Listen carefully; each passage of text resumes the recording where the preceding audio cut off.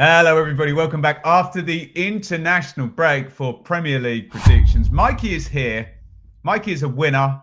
I am a loser, but then you already knew that, didn't you? It was Ben 3, Mikey 5 in round 11. No bob-ons, which is pretty poor, isn't it? But you got 5 outcomes, Mikey. That's always a pass, isn't it, in a 10 fixture round in the Premier League. You are 7-4 up on the week by week. Pretty close on the aggregate, though. 76, 70. Welcome, Mikey. Good afternoon. Get yourself ready for the Christmas period where you will do a prediction show where you'll just literally go 2-1, 1-0, 3-1. Don't care too much football. How you doing, mate? I'm doing very well, thank you, Ben. Yeah, it's good. It's good to be back after that international break. I think that was one that a lot of clubs needed, and a lot of England players dropping out. But then the ones that, 9? yeah, a lot of dropouts, which isn't great, is it? But the players that did go, a lot of debuts in there, and a couple of first goal scorers as well. So yeah, a decent international break for England, and then the Premier League clubs will hope that, having held back some players, that they'll be able to recover and start hitting a bit of form, because there's a few good teams that have just lost their way in recent weeks. And it's a madness going through. If you factor in that EFL Cup round, which I think is like just before Christmas, some teams who are in that are playing a hell of a lot of games now coming up through to the new year. Get involved in the comments as ever. We'll pop the predictions down there in the description. Excuse me. We'll pop the fixtures. You copy and paste them, stick your predictions down there. Give yourself a point for a correct outcome, home, away, or draw. Give yourself 3 points for a correct result. It's harder than you think.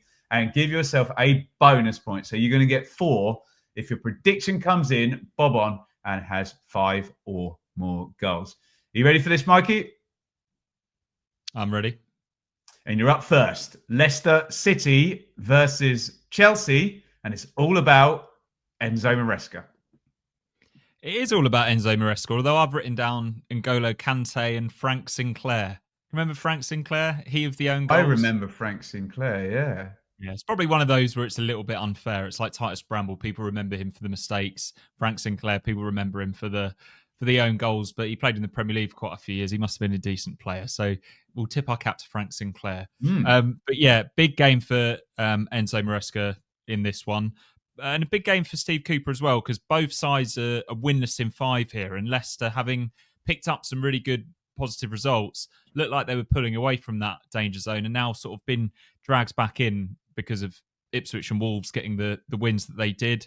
Chelsea are 9 points behind Liverpool. They look good for a place in the top 4, but doesn't look like it's going to be a title challenge this time around. I spoke about the players that were held back. Cole Palmer had a break. He's played a hell of a lot of football, hasn't he, in the last year or so. He's had 2 weeks off. I don't know if he's been to Dubai or wherever players go in these international breaks when they're not playing international football. Maybe he's just been at Cobham doing some fitness work there. But Steve Cooper's had some good results in the past against top sides and at home, and it being an early kickoff, a lot of emotion in the ground as well, of Maresca coming back. He wasn't massively popular at Leicester, and they probably weren't overly pleased that he jumped at the earliest possible opportunity.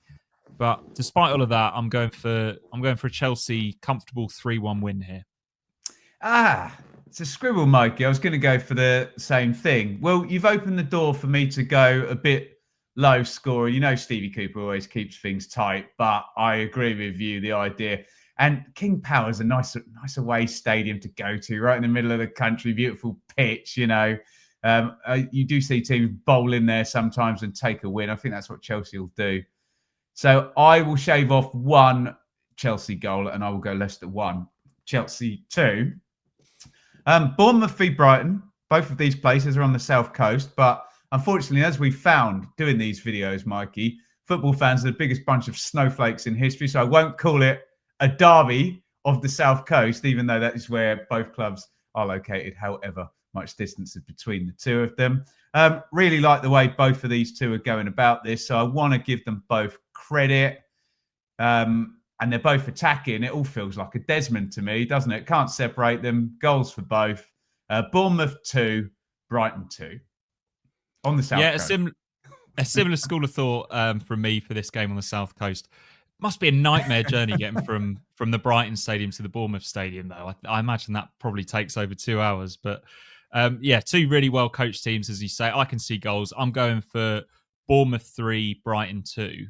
They've both Ooh, got that'll get you a bonus informed. point, Mikey. It would get me a bonus point, and I think that it's a fairly likely outcome, isn't it? These are the two teams that have recently beaten Manchester City, so loads of confidence. But these are a list of players. Just going to name two players from each team who are potentially missing: Baliba, Minte, Semenyo, and Dango. So it's hard to know at this stage if all of those players are fit. A big difference for either side, but yeah, I'm going Bournemouth for a narrow win. Arsenal Forest. Yeah, Arsenal Forest. I've written down the Kevin Campbell derby here. Rest in peace. And did you see Tyrese Campbell getting on the score sheet and holding on to the corner flag as well? Brilliant stuff. Brilliant. Yeah. What a fantastic player. And yeah, much loved by these two fan bases. Arsenal just 2 points from their last four league games, and they're left on the outside looking in on the title race, it seems. They need a long winning run. They need to go on one of those Manchester City runs where they just win. But yeah, it's been difficult for them. Like, so many things have gone against them this season, and there's every chance that will continue as we go into this hectic part of the season. But they do have Martin Odegaard back, and Saka and Declan Rice both were rested over the international break, but will probably be back. Forest ran out of steam against Newcastle. They were 1-0 up at half time and looked like they were going to continue that fantastic form. But I expect them to give Arsenal a really tough game, but I think they'll come out second best. I'm going for a narrow 2-1 Arsenal win. I thought I was going to scribble then because I've got 1-0 to the Arsenal. I've been really high on Forest, as you know, all season. And if there was a time you were going to back against Arsenal, it does feel like now. Switch to stadiums, and I definitely would be, I think. But I think they'll have enough at the Emirates. And yeah, it ran out of steam's a good way of putting it. They let me down because I backed them against Newcastle and it just collapsed a bit in the second half there, Forest. I hope they can go again, apart from in one of their fixtures they've got coming up very soon, and I'm sure they will. But I'll take Arsenal. I agree with you about Arsenal's need to win 8 out of 10 or something like that. But if you're talking about a Man City run, I think it's probably 10 out of 10. Yeah, exactly. Yeah, exactly. Yeah. So I'll get them to start off on that run with a 1-0 win. Villa versus Palace. Villa they tailed off ever so slightly, Mikey. Is it a bit of a cliche? 4 defeats in a row. Yeah, is it a bit of a cliche to? I'm sure Villa fans will want to, want to shut me right up if I say, "Oh, Champions League" and all of that. But it is the discussion that's going to come up with that being on the fixture list. With that being said, though, I will back them to win at home against Crystal Palace. Maybe they just need to win. However, whether it's playing well or whether it's a tight one. So I had a 1-0. Maybe they'll be 1-0 up and Palace will push and they'll sneak a second goal. So I'll go 2-0. Aston Villa 2, Palace 0. Not good for Palace. Yeah, not good for Palace at all. Palace did knock Villa out of the Carabao Cup just a month ago. But where was that game, Mikey? Was it? That was at Villa Park as well. It was. Okay. But yeah, I think it was Kamada who scored the goal. He's suspended for this one. I don't think he's really pulled up any trees for Crystal Palace. They've got Lerma and Decore potentially reunited in midfield, which will make a big difference. But yeah, I can't see anything other than a comfortable home win here. I'm going Villa 3, Palace 1. What are we going? James Tarkowski for Brentford and Everton. Everton versus Brentford, the James Tarkowski derby. Very nice, and glad that you brought up James Tarkowski. I was at the Everton training ground last week and saw James Tarkowski doing a defensive masterclass alongside Phil Jagielka. Is he a giant man? He has enormous legs, Ben. I could not stop looking at his legs. Yeah, probably should have said that, should I? But yeah, most impressive physical specimen. Phil Jagielka, relatively small for a centre back, but still, yeah, he showed me a couple of secret moves for attacking and defending set pieces, and most of them involved him just shoving me. But yeah, Everton, I observed from where I was. We were filming from the rehab pitch, and I saw Dwight McNeil going through his paces there, and this is like pretty much just under 2 weeks before this fixture. So judging by the fact he was on the grass and running around looking pretty fit, I think he'll be back for this one. He makes a big difference for them. And yeah, it was classic. At the end of Everton were in full training, Ben, at the start of the international break. And at the end of the 2.5 hour long session, they're doing suicides up and down the pitch at the end as well. Dyche does like to drill them hard, doesn't he? No Dubai trips for Everton. Shin pads on, Mikey. Yeah, absolutely. Yeah. And Brentford, on the other hand, still scoring for fun, but also they concede a lot of goals. And Bournemouth and Vissa both took knocks in their last game, which is a worry, but I expect at least one of them to be back here to give them that goal threat. But yeah, I'm going for a narrow Everton win here, 2-1, because yeah, Brentford just struggling away from home. It's another scribble. I'm struggling with this today, aren't I? I had the same kind of rationale. Prefer Brentford at home, both teams to score, but slightly back in Everton. So I'm going to have to say 3-1 then, by that logic, because I can't have a 1-0.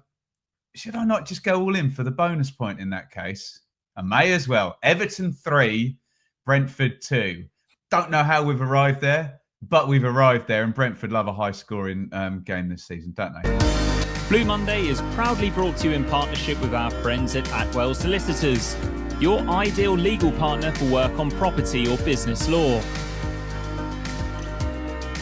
Their client care has repeatedly been recognised as outstanding, and they are people-focused with a plain English approach which sets them apart. They have offices in Ipswich, Colchester and London, and to find out more, head to atwells.com. Fulham versus Wolves. Ooh, it's an interesting one. Should be a good game, actually, shouldn't it? This strikes me as the sort of game Wolves might take the lead in and then lose. Do you know what I mean? I can just kind of see it. Or maybe they'll get a point. I think Wolves are going to take the lead in this game. I haven't had a boring 1-1 yet. So I will take the 1-1. I think Raul Jimenez is he fit? He must be nailed onto scoring this game, mustn't he? Fulham 1, Wolves 1. Adama Traore as well, hey? Yeah, they're the two that I'd written down. There you go. I'm going completely different school of thought here, Ben. I've been so impressed by Fulham the last few weeks. So I'm going for a 4-2 win because Wolves have got goals in them. Cunha scored an absolute worldie last time out against Southampton. Oh, yes. So he's back in the goals.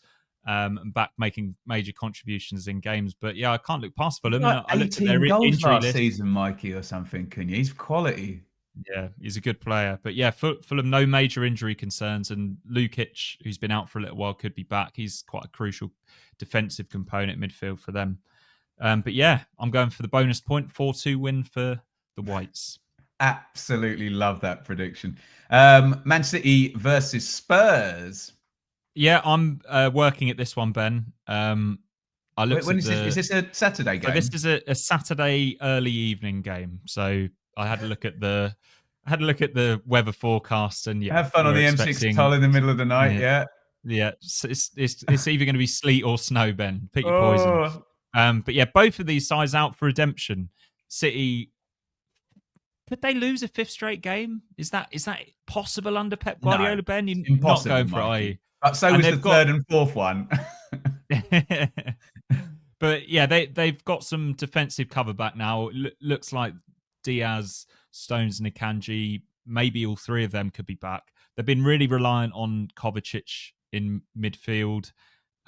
His level's been really high, and they've potentially got Grealish and Foden back for this one as well. Spurs, they were poor against Ipswich, and maybe this is a bit of a cliche, but they might prefer a game like this. And really? I mentioned the weather conditions, and I seem to remember them getting a draw here last year in the pissing rain, and then the previous season, it might have been a year before that where Kane scored in the last minute, completely out of nowhere. They didn't go in the box for the entire game, did they? Yeah. So yeah, I'm going for an entertaining score draw here. I'm going for 2-2. I know you're not going to follow suit. You're not going to need a scribble here, are you, Ben? No. What did you go to all? 2-2. Okay. Well, I'll take Man City then, which is fairly boring for me. I wonder as well, Mikey, if Ange loses a few more games, I don't know. I don't know. I wonder. But yeah, I cannot believe we're going to be sat here talking about 5 defeats in a row for Pep and Haaland. Just can't happen. So I'll go comfortable, bounce back, and some hard questions for Ange afterwards. Man City 3, Tottenham 0. Southampton versus Liverpool. Would you say Southampton have improved the past few weeks? To some extent, but they weren't great away at Wolves. No, okay, They're really unlucky with that penalty, though, weren't they? Not penalty, but disallowed goal. Yeah, the disallowed goal was but they they never quite recovered from that, did they? But fair play. They should have been at 1-1 at that stage. Shall I go for my routine Liverpool win then? Shall I go for my standard 2-0, or are we giving Southampton a goal here? Liverpool are really good, aren't they? I think Liverpool got Real Madrid next week as well, so we'll really find out how good Liverpool are against the masters of European football. But no, they're going to be too good for Saints, and they're in superb form, aren't they? I'll do it. It's boring. Southampton 0, Liverpool 2 every time. Okay, I'm going for another favourite of mine. I'm going Southampton 1, Liverpool 4. You're stacking up the bonus points this week, aren't you? Yeah, I'm really going because we haven't had a bonus point for a couple of weeks. So yeah, I'm going for it. Liverpool, they've only conceded 6 all season. Southampton have only scored 7. Surely this game is only going one way. And yeah, once Liverpool get ahead, Southampton are going to keep going and going and going. And I could just see Liverpool picking them apart on the break. So 4-1. Ipswich Man United. Yeah, not much to see here, is there, Ben? Not much in the way of narrative. Where do we start? We'll start with the away side here, Manchester United. Ruben Amorim's first game in charge. And yeah, I think even the neutral would say this is a tricky one on paper. The back three that he's expected to go to has been much talked about. So I look at what defenders they have available. Maguire's not around, but Yoro and Martinez might be back for this one. And I think that Amorim's style will suit both of them. Mainu is potentially back as well in midfield. And yeah, Manchester United are going to look to dominate that area. And they're in four-man Bruno Fernandes as well. I fancy him for a goal in this game. But Ipswich, no fear after that impressive win at Tottenham. Calvin Phillips will be back from suspension. But I imagine Kieran McKenna against his old side is going to stick with Jens Kajusty because he played so well in that Tottenham game. And Greaves could return at centre-back for Ipswich. But the sort of little Ipswich injury, will this player, it doesn't seem that relevant in this game, does it, in the grand scheme of things? But yeah, it's going to be a big atmosphere in this game, Ben, and there might be a little bit of confusion in the Manchester United ranks with the new manager. Caused by Liam Delap. A lot of expectation, Liam Delap going head-to-head with Matthijs de Ligt. Yeah, I fancy Ipswich, Ben, surprisingly. I think it's because I've gone against us quite a few times recently. I'm back on the Ipswich train now. I'm going Ipswich Town 2, Manchester United 1. And I'd absolutely love to see it. I thought I was going to scribble again because I had in my head a Desmond. The problem I've got, Mikey, is there's one narrative in this game that I really don't like because there is the potential of here comes the new king and it just clicks immediately and it's 4-5-0 to Man United. I really, that doesn't work for me, brother. I'd prefer, but I'm going for the more chaotic thing of the, maybe like Man United will take the lead and then they'll struggle with the new instructions and Ipswich will score 2 quick goals and then Man United will equalise or something like that. But yeah, I still can't figure out whether it's helpful or hinderful. A hindrance. Is hinderful a word? Get in the comments on that one over on thesaurus.com. Dictionary.com even, you know what I meant. I'm just trying to not talk myself out of calling Ipswich to get a point against the great Manchester United. So I'm going to do it. Why the hell not? Ipswich 2, Man United 2. Which leaves us with Newcastle United versus West Ham. That was impressive from Newcastle, wasn't it? You know, you already mentioned it earlier in the second half against Forest. I'll let you answer in a minute about where you have Lopetegui on your managers most under pressure. I suspect he's in the top 3 at least, isn't he? So I'm going to back Newcastle. Newcastle on a winning streak, Mikey. They won a couple on the trot? Don't think so. I think the winner, just the one. Forest, was the first. Yeah, first in a little while. They're going to be on a winning streak. After this game, let's go both teams to score. Newcastle home win. Newcastle 2, West Ham 1. Okay, yeah, I'm also going for the Newcastle win here. I'm going for a 2-0 win. Yeah, I think that win will make a big difference to the confidence in the Newcastle side. And then having Livramento and Lewis Hall go off and play for England, Anthony Gordon score his first England goal. Kieran Trippier back from injury as well. I think, yeah, the good vibes are potentially back for this Monday night game for Newcastle. Not an easy fixture for West Ham. And yeah, Lopetegui, he's got to pull a rabbit out of a hat at some point, because otherwise I could see his days being numbered. Where do I rank him in the possible sack race? Maybe level with Gary O'Neill, I think, as the favourites. Interesting. Right, get involved in the comments. As always, fixtures down there in the description. Get your predictions in ahead of the games. We do love to hear from you, but we like people who are humble before the event rather than wise after the event. And I bet you know on YouTube which way the comments skew. Of course, as well, we're on the Blue Monday channel and the Benjamin Bloom Football channel. So whichever one you are on, go and subscribe to the other and hit your thumbs up and all of that good stuff as well. Mikey, where can we find a defensive masterclass with Mr. James Tarkowski then? On all good Premier League broadcasters, Ben. I don't know for certain. I wasn't involved in the edit of it. It might end up on the Premier League YouTube channel, but yeah, some good stuff in there, including James Tarkowski attempting to recreate Phil Jagielka's last-minute volley away at Anfield with some success. No way! I was going to say good luck with that. Okay, we'll check that out on YouTube or wherever that appears. And Mikey, we will see you back, no doubt, with some glory after all your bonus point attempts in the can this week. We'll see you back next Tuesday.